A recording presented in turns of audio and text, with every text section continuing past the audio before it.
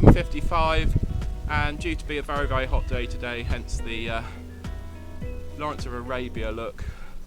I've come to, I said on my last video that the field I did there that produced the Georgian and the late medieval or early post-medieval lead tokens was originally 300 yards from the sea. Well, the farmers pointed out that this field here, if you can see the banks in the field, this was the water's edge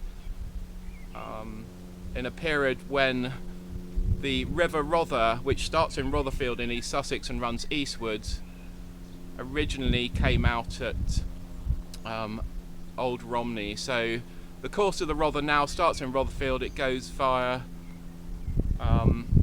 it goes east and then it goes south to Rye, but originally certainly in the 6th century it went all the way out to a point near Hythe, so it ran from west to east.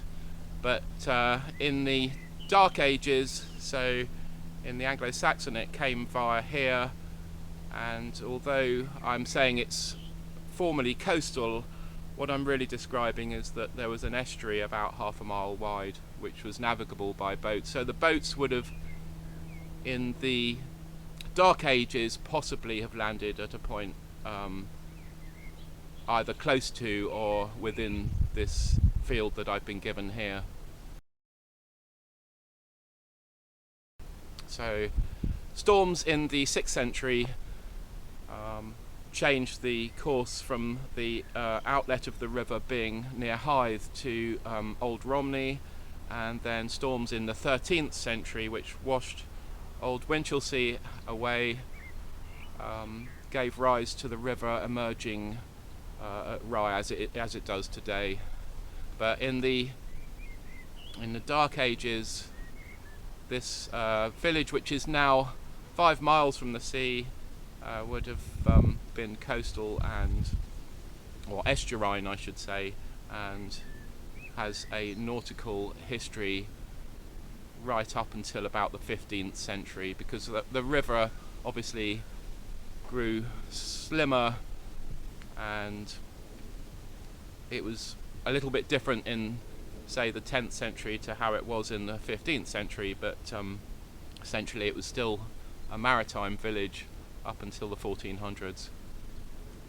So quite an interesting field. It's very, very dry at the moment. The field I've been given has many bald patches, and that's basically what I'll be doing.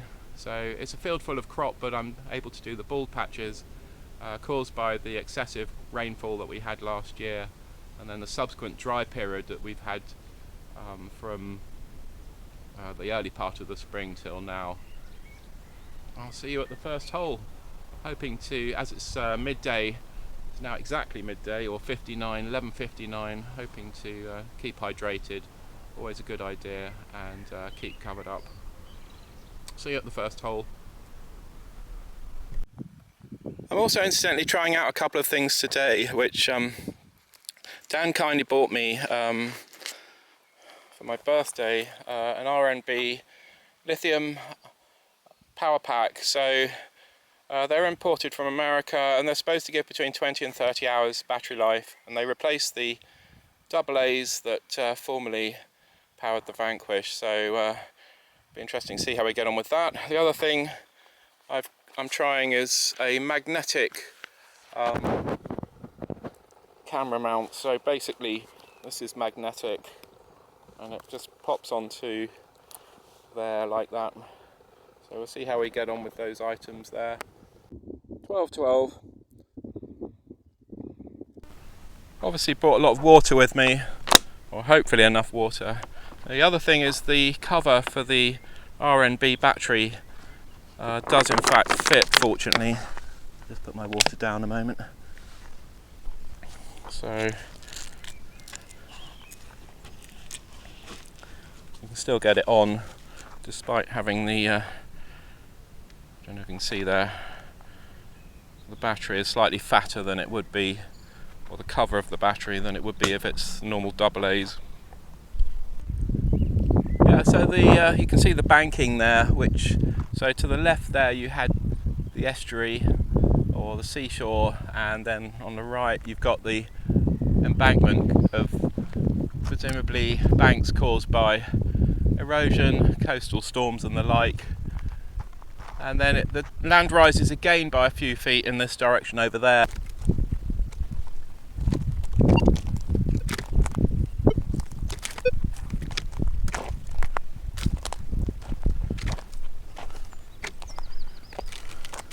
Gone very far, 100 yards maybe, not glaring 20 there.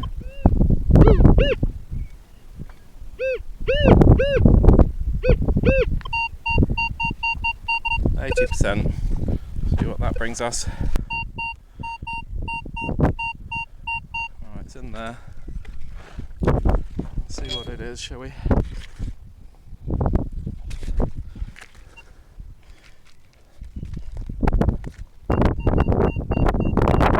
Right, in this one.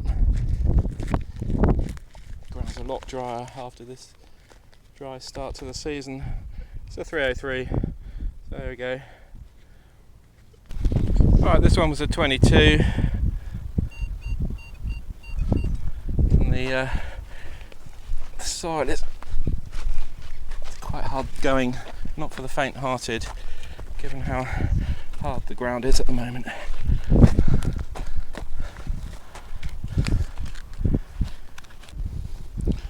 Right, I fear this one may be iron. I'm just picking it up there at 8 inches. Yep, and I'd imagine it's when they're ploughing that these get chucked down. Bloody nuisance though, a foot down. Right, excuse the wind noise once again. This was a 10 at 60%. It's actually in that plug there. The clod's like concrete, unfortunately.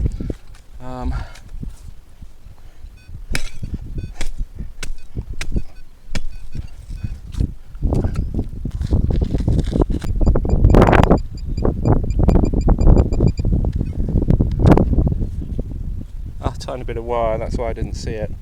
So often happens like that with wire. Well, I have to say these little areas are quite quiet at the moment. 14 here.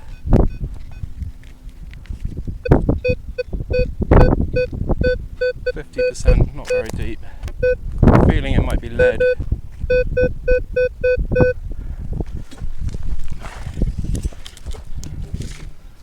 Ah, there's another bullet. I can see it lying on the ground there.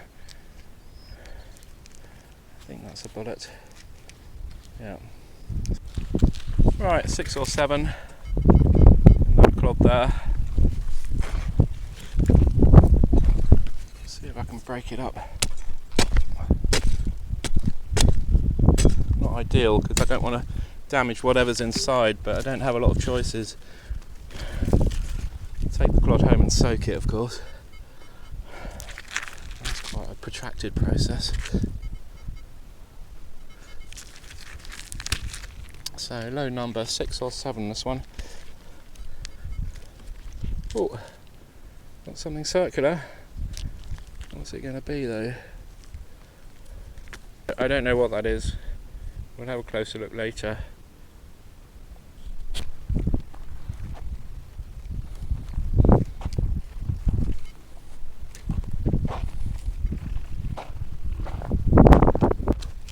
Right, ladybird there. This was a 24-26. See something with a green patina down there. I don't know if you can. It's shrapnel. It's shrapnel.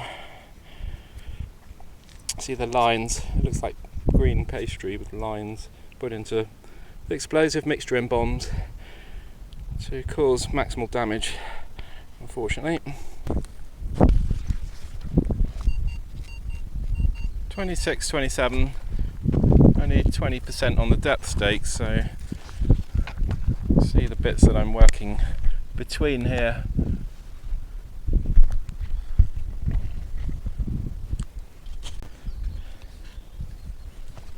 Right, it's 50 caliber bullet tip. There we go. 50 caliber bullet tip.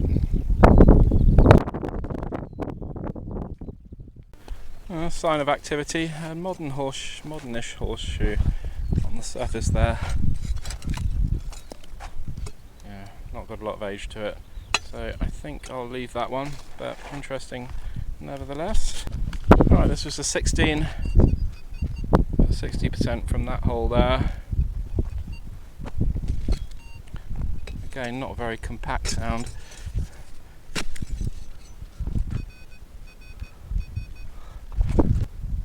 Yeah, it looks like the end of a rivet. Yeah, it's the end of an aluminium pop rivet. Not good. Never mind. Alright, I had a 12 at 50%. Not very deep at all. Just 2 or 3 inches.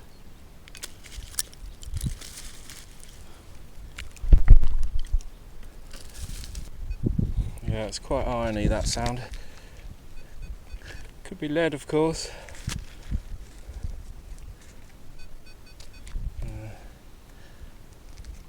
It's a shotty percussion cap. So, percussion cap from a shotgun cartridge. Right, a nice sounding signal for once. 2021 is, yeah, it's a piece of aluminium.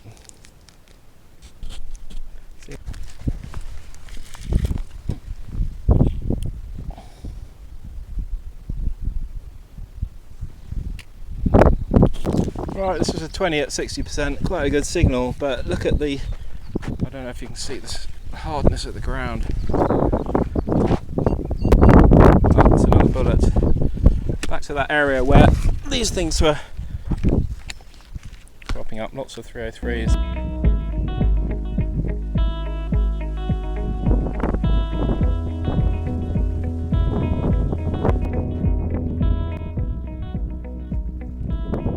Just stopping for a break now.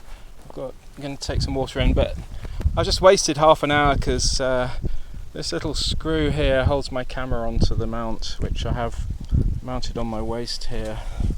So I took the camera off and I dropped the screw. Fortunately I found it with a detector, but I've just wasted a bit of time, unfortunately. Such is life. I'll carry on in a moment once I've had some water.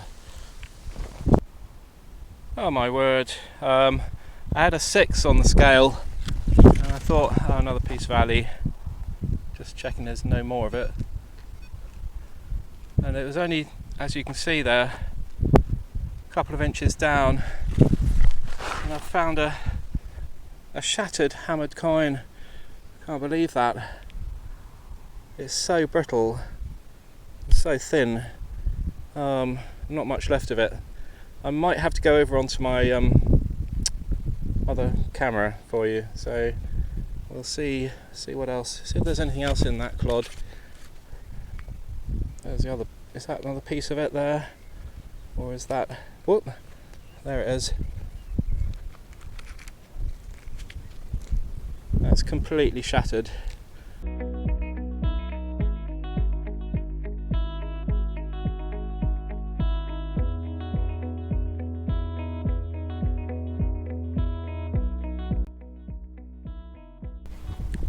Right, so that's where the hammer came out of, possibly a bit more down there. It's coming up as a 2. I can see something gleaming as well. Yeah, that's another piece of it. Unfortunately, these are not in good form, these bits and pieces. But I'll zip that piece up. Very, very fragmented. This one's on the surface, it says. Just a bit of wire on this occasion, unfortunately. Right, and saying that one can't tell the difference between stones and pot, I think that's going to be a piece of pot, that one.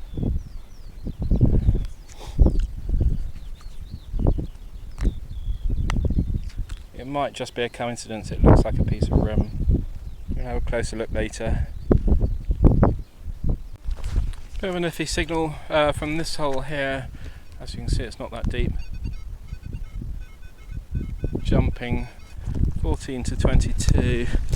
I don't know what to expect with that. nice clod anyway. It's a shotgun cartridge end, unfortunately. Right, this most definitely is pottery. You see the grog. It's probably the same period as that hammered coin that I found. It's only about 300 feet from here. So this is obviously an area that I'm scrutinising a little bit more closely. I don't know if you can see it in the light there. But yeah, piece of grog tempered pottery. Right, this started out as a screaming 25 down at that depth there. I don't know if you can see. So what it is, it's quite deep.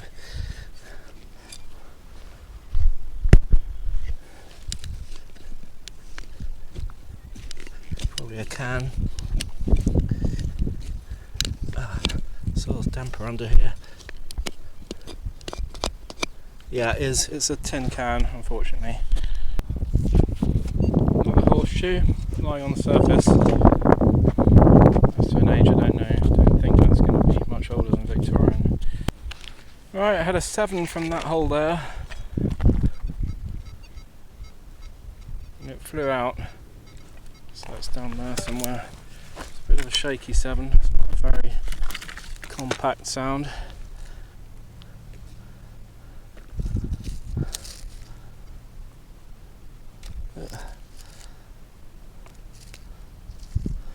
Bear in mind the hammered penny fragments were coming up at the same number.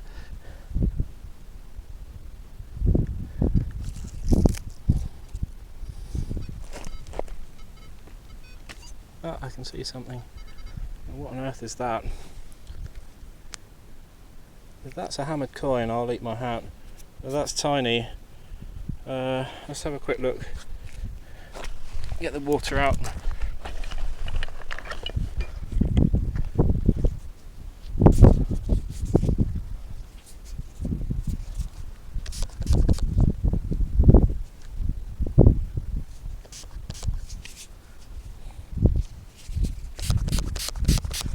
It is. It's another hammered coin.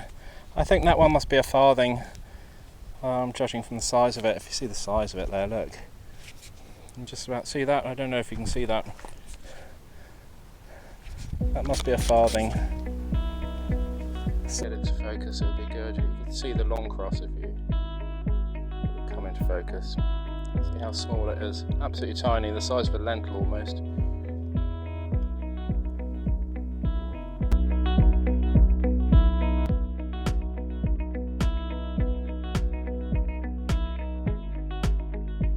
Right, starting to find things now. It's taken a while to get into it, get my mojo, but this is a 12 near to that hammered farthing, so up on the bank, so to speak, and that looks very old.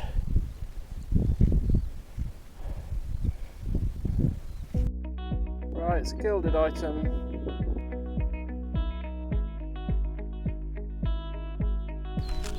Right, last few holes of the day.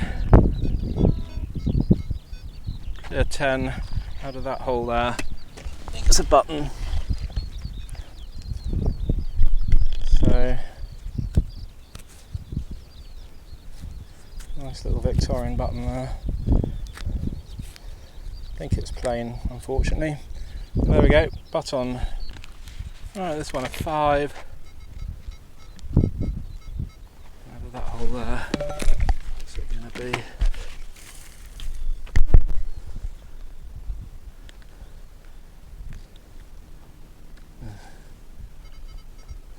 Right, what is it?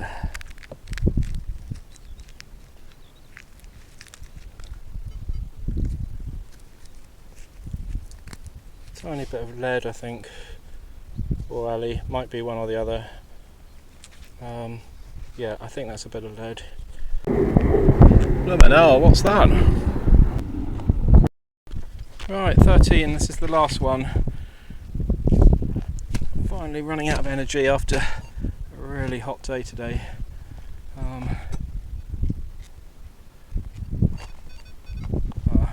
There it is. I think, is it a rivet or something? That's a shotty end, shotty percussion cap, and unfortunately that's it for today. Right, that's it today. I think the lesson there is that if I'd not persevered after that first 3 hours, I wouldn't have found the hammered coins and whatever that gilded item is. So there's obviously a lot more to explore. It's just I've got to give it more hours, and it might be pertinent to wait until the ground's a bit softer because it's like concrete today. Anyway, I'll post the finds up for you now, and we can hopefully deduce which coins we're talking about.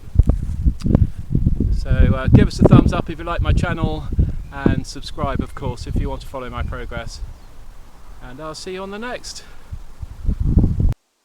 Right, a quick roundup. About 35 targets dug and about 4 pieces of ceramic here. I think a couple of them have escaped, unfortunately. They're bits of aluminium. So bits of aluminium, chewed up aluminium. Then in the centre here we have Second World War.